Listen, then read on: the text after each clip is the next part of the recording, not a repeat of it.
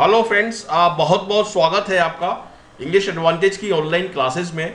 Friends, इस video में मैं आपको क्लोज टेस्ट के बारे में बताऊंगा और ये क्लोज टेस्ट पार्ट 11 है और इसके रिमेनिंग पार्ट आप डिफरेंट प्लेलिस्ट में जाके देख सकते हैं।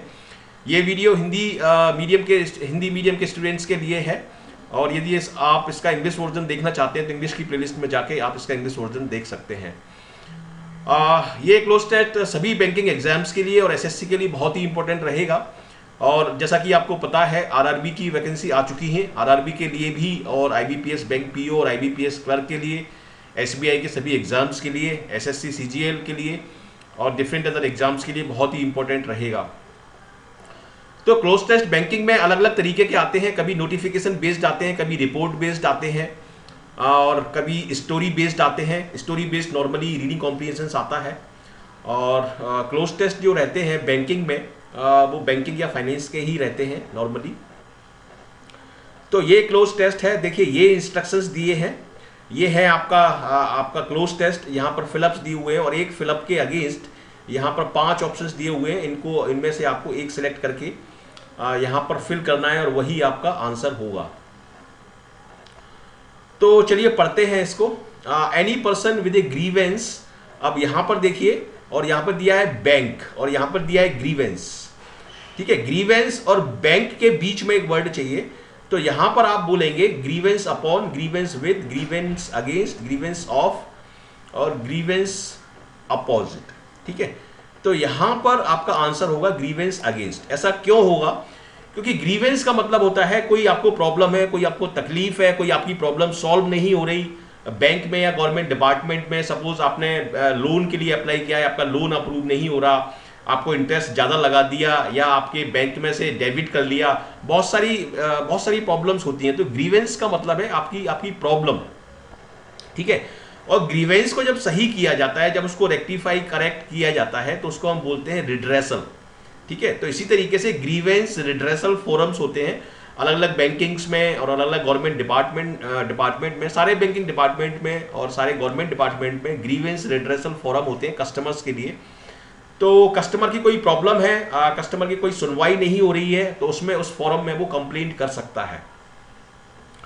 तो उसके बारे में ये पैसेज है, जैसे कि यहाँ पर एक वर्ड दिया हुआ है बैंकिंग ओम्बड्समैन। बैंकिंग ओम्बड्समैन एक पोस्ट होती है। तो यहाँ पर आप कंप्लेंट कर सकते हैं यदि बैंक आपकी सुनवाई नहीं कर रहा है, आपको रिस्पॉन्ड नहीं कर रहा है, तो यहाँ पर आप कंप्लेंट कर सकते हैं। जैसे इसको हम शायद हिंदी में बैंक लोकपाल बोलते हैं। तो यहाँ पर आपकी सुनवाई सुनी जाएगी, यहाँ पर आप शिकायत कर सकते हैं। तो ग्रीवेंस जो हम करेंगे तो वो किसी के खिलाफ ही तो करेंगे, तो इसीलिए अगेंस्ट का मतलब होता है उसके विरुद्ध या उसके खिलाफ। ठीक है, तो ग्रीवेंस अगेंस्ट अ बैंक, इसलिए यहाँ पर अगेंस्ट यहाँ पर सही आंसर होगा।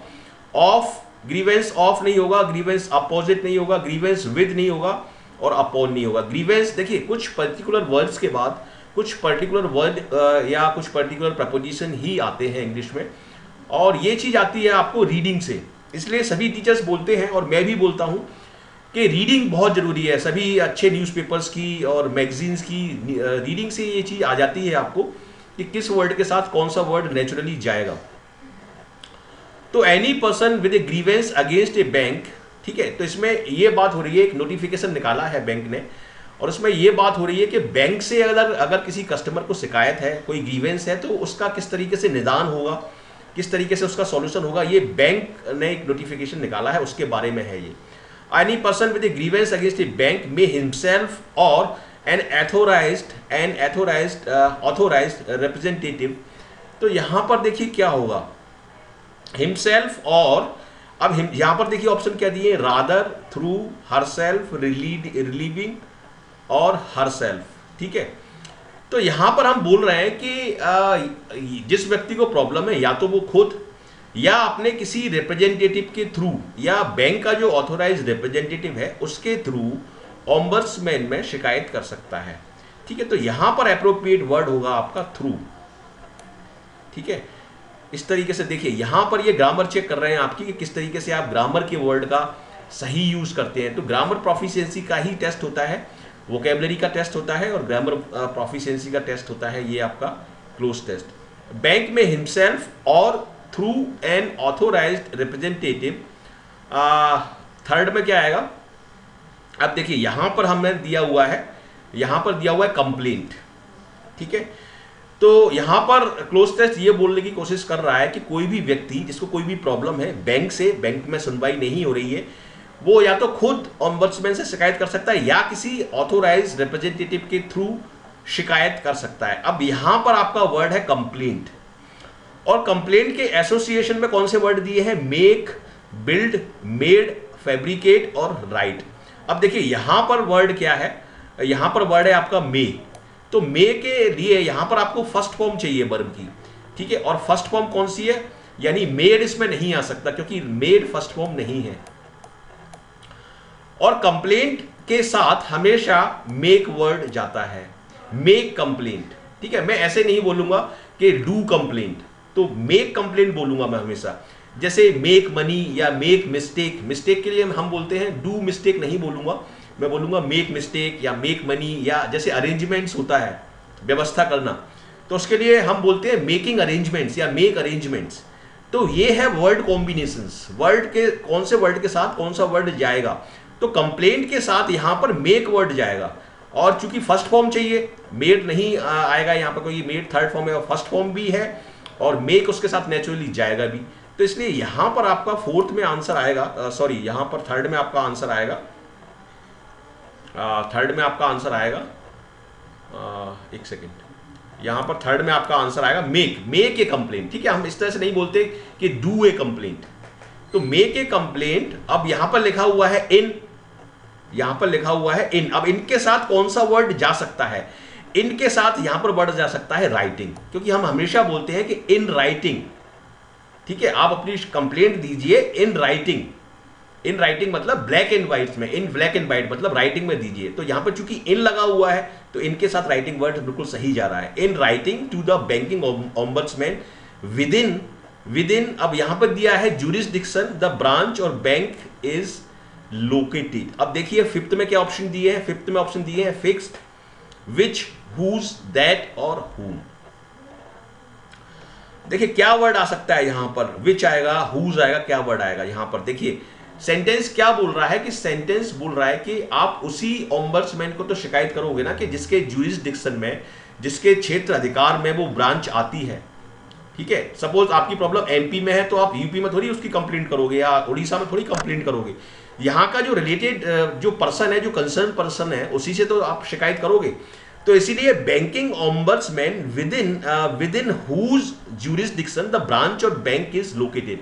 आपका अकाउंट जिस ब्रांच में है या जिस बैंक में है, और उस ब्रांच और बैंक जो ब्रांच और बैंक जिस ओम्बड्समैन के अंडर में आती है, जिसके ज्यूरिसडिक्शन के अंडर में आती है, उसी में तो आप शिकायत करेंगे।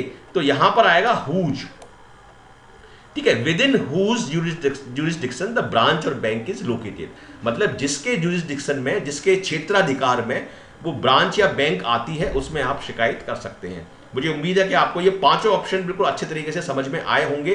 तो फिफ्थ में आएगा आपका हुज, ठीक है। और मैंने आपको लॉजिक भी बताया है कि वहां पर वो वर्ड क्यों आएगा, मतलब उस ओम्बड्समैन की वो ब्रांच है, मतलब उसका अधिकार है उसके ऊपर, क्योंकि हुज जो है वो पोजेशन के लिए हम लगाते हैं।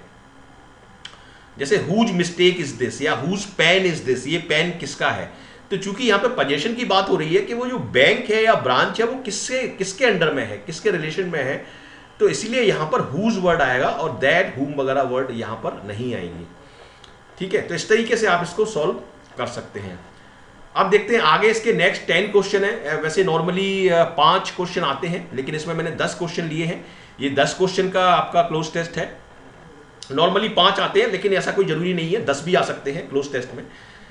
अब देखिए आगे देखते हैं, बिफोर मेकिंग ए कंप्लेंट। देखिए यहां पर भी कंप्लेंट के बाद मेक वर्ड ही आया है, ये नेचुरली लिखा हुआ है यहाँ पर, बिफोर मेकिंग ए कंप्लेंट। यहां पर देखिए ये नेचुरली इससे जुड़ रहा है, before making a complaint to the ombudsman the complainant, मतलब शिकायत वाला, जो शिकायत, जिसको शिकायत है, complainant should have made a representation named in the complaint and either the bank should have rejected the same or not replied within a। देखिए इसमें क्या कहने की कोशिश की जा रही है कि ओम्बड्समैन को जब आप शिकायत करेंगे तो आप तभी शिकायत कर सकते हैं जब आपको बैंक से सेटिस्फैक्टरी रिप्लाई नहीं आया है और बैंक ने आपकी रिक्वेस्ट को रिजेक्ट कर दिया है, तभी आप ओम्बड्समैन से बोल सकते हैं। आप डायरेक्ट ओम्बड्समैन के पास नहीं जा सकते। और आपकी जो एप्लीकेशन जो है उसमें आपका रिप्रेजेंटेशन होना चाहिए, उसमें आपका बैंक का नाम वगैरह ये सारे डिटेल्स होने चाहिए। Complaint in either the bank should have rejected the same और नॉट रिप्लाइड विद इन ए। अब यहां पर आपको कोई ये पीरियड का दिया हुआ है, विद इन ए 2 months, ठीक है, यहां पर 2 months दिया हुआ है। तो ये 2 month क्या चीज है? ये 2 month है, पीरियड ऑफ दिया हुआ है, तो पीरियड ऑफ 2 month देखिए यहां पर ऑप्शन देखिए, ठीक है, यहां पर दिया है डिस्टेंस तो बिल्कुल नहीं होगा, एरिया नहीं होगा, पीरियड होगा, क्योंकि ये 2 महीने का जो समय है ये पीरियड है, ठीक है। तो यहां पर आपका 6 में ऑप्शन आएगा पीरियड ऑफ 2 month और द कंप्लेनेंट इज नॉट अब यहां पर दिया है विद वर्ड, तो विद के साथ कौन सा वर्ड जाएगा? विद के साथ हमेशा जाता है सेटिस्फाइड वर्ड, ठीक है। ये देखिए मैं ट्रिक्स बता रहा हूं आपको, is not satisfied with the reply. अब यहां पर बाय दिया हुआ है, बाय हम लगाते हैं पैसिव वॉइस में, पैसिव वॉइस में आती है थर्ड फॉर्म, तो यहां पर जो भी थर्ड फॉर्म होगी वो इसमें आ सकती है, ठीक है। सेंड थर्ड फॉर्म नहीं है, रिटेन है थर्ड फॉर्म, प्रिपेयर्ड है थर्ड फॉर्म, ईयर मार्क है थर्ड फॉर्म, लेकिन यहां पर आएगा गिवन, क्योंकि गिवन यहां पर बिल्कुल सूटेबल वर्ड है, गिवन बाय द बैंक। और सेंट अगर ये थर्ड फॉर्म होता तो सेंट आ सकता था, लेकिन ये थर्ड फॉर्म नहीं है, ये थर्ड फॉर्म है, तो इसलिए गिवन बाय द बैंक यहां पर सही आंसर होगा। The complaint should be made, मतलब जो कंप्लेंट है वो की जानी चाहिए। The complaint should be made not later.